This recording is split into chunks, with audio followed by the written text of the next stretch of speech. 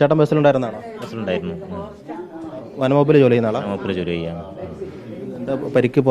പുറത്തും കൈക്കാണ് പരിക്കുള്ളത്. വേറെ പ്രശ്നമൊന്നുമില്ല. അല്ല, എന്താ എക്സ്റേ എടുത്തിട്ടുണ്ട്. വേറെ തൽക്കാലം വീണപ്പോഴുള്ള വേദന ആയിരിക്കണം. എന്താണെന്ന് അറിയില്ല. ബസ്സിൻ്റെ ഏത് ഭാഗത്താണ് ഇരുന്നത്? ലെഫ്റ്റ് സൈഡിലായിരുന്നു. പുറകിലാണോ അതോ? ഏകദേശം സെൻറ്ററിലായിട്ട്. വിൻഡോ സൈഡിലായിരുന്നു അല്ലേ? വിൻഡോ സൈഡിൽ. എന്നിട്ട് വെള്ളത്തിലേക്ക് വീണോ അതോ? വെള്ളത്തിലായിരുന്നു. ഒരു അരയ്ക്ക് മേലെ വെള്ളം ഉണ്ടായി. അപ്പം ചുറ്റും വേറെയും കുറച്ച് ആളുകളുണ്ട്. അല്ല, സൈഡ് കൊടുത്തല്ല. അത് എന്താ പറ്റിയെന്ന് മനസ്സിലായോ? അല്ല, ബസ് പെട്ടെന്ന് അങ്ങ് തിരിഞ്ഞ് കണ്ടു ആ സൈഡിലേക്ക്. എന്താ സംഭവിച്ചതെന്ന് അറിയില്ല. എന്തെങ്കിലും നിയന്ത്രണം വിട്ടുപോയതായിരിക്കണം. അവിടെയൊക്കെ റോഡ് പണി നടക്കുകയല്ലേ, അതായിരിക്കണം. ബസ്സിന് വേഗത ഉണ്ടായിരുന്നത് സാധാ പോലെയാണ്? സാധാ വേഗതയുള്ളൂ. അമിത വേഗതയൊന്നുമില്ല. ആ സമയത്ത് എന്തെങ്കിലും ഒരു ചേച്ചി പറഞ്ഞു ഡ്രൈവർ എന്തോ വിളിച്ചു പറയുന്നുണ്ട്, അങ്ങനെ എന്തെങ്കിലും കേട്ടിരുന്നോ? ഒന്നും കേട്ടില്ല.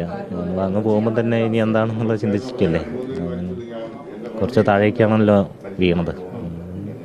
കുറച്ച് ആളുകളൊക്കെ ഇങ്ങനെ കുടുങ്ങി കിടക്കുന്നുണ്ട്. നമുക്ക് നീക്കാൻ പറ്റാത്തതുകൊണ്ടൊന്നും ചെയ്യാൻ പറ്റില്ല. കുറേ ആളുകളൊക്കെ സൈഡിലൊക്കെ കുടുങ്ങി കിടക്കുന്നുണ്ട്.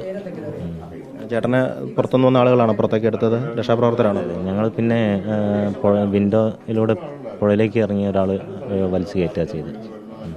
ഈ ബസ് മുഴുവൻ വെള്ളത്തിലേക്ക് പോയത് മുൻഭാഗമാണോ വെള്ളത്തിലേക്ക് മുങ്ങിപ്പോയത്? ഭാഗമാണ് വെള്ളത്തിലുള്ളത്. ചെറിയ കുട്ടി ബസ്സാണത്? അല്ല, വലിയ ബസ്സാണ്. വലിയ KSRTC വലിയ ബസ്സാണ്.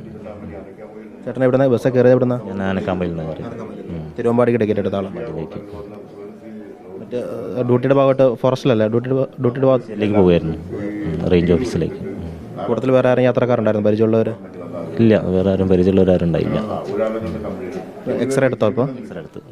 എന്തും പറഞ്ഞു? ഡോക്ടേഴ്സ് എന്തെങ്കിലും പറഞ്ഞോ? ഇല്ല, ഞാൻ വേറെ പ്രശ്നമൊന്നുമില്ലെങ്കിൽ പോകാമെന്ന്.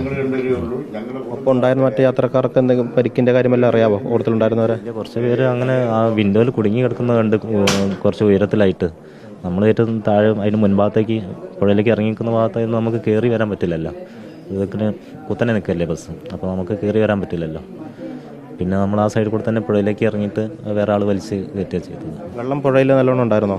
ഉണ്ടായിരിക്കണം. എൻ്റെ ഏകദേശം അരയ്ക്ക് മേലെ ഒന്നര വെള്ളമുണ്ട്.